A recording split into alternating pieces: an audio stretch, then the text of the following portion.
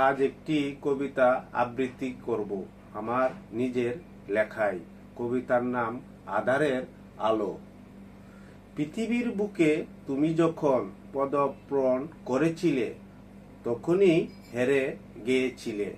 এটা কিন্তু মিথ্যে নয়। সত্য তো তখনই উন্মোচন হবে যখন তুমি ভালো কিছু করতে জানবে।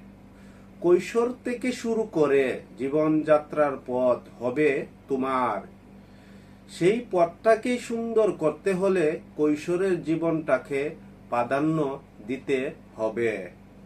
সেই প্রাধান্যটাই হলো তোমার জীবনের কল্যাণ মুখর।